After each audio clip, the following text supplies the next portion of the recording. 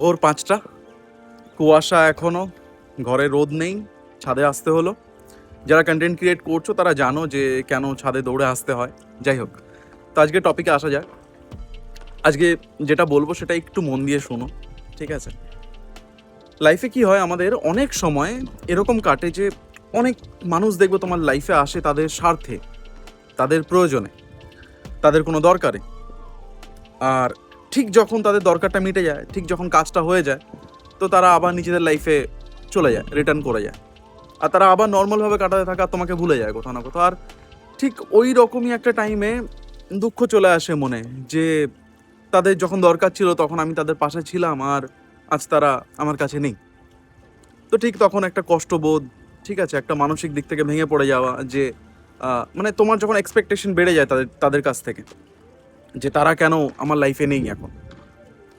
এবার ব্যাপারটাকে একটু অন্য অ্যাঙ্গেল থেকে দেখার চেষ্টা করি। তাদের প্রবলেম ছিল, তুমি ছিলে তাদের সাথে, ইউ আর দ্য ওয়ান, যে তাদেরকে ওরকম একটা বাজে সিচুয়েশন থেকে বের করে আনার ক্ষমতা রেখেছ। তুমি তোমার নিজের 110% দিয়েছো বলে তারা সেই প্রবলেমটা থেকে বেরিয়ে আসতে পেরেছে।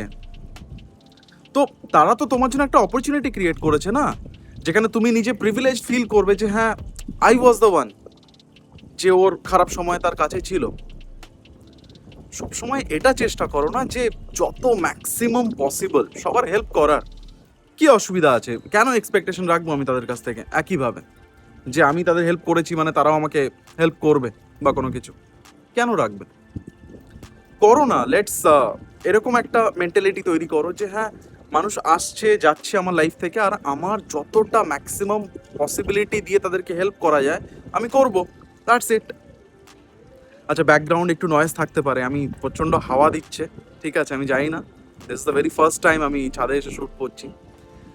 যাই হোক, তো ব্যাপারটাকে এইভাবে দেখো তোমরা, ঠিক আছে? কখনো নেগেটিভিটিস নিয়ে দেখো না, যে না তারা চলে গেল কেন, এই হয়ে গেল কেন, সেই হয়ে গেল কেন।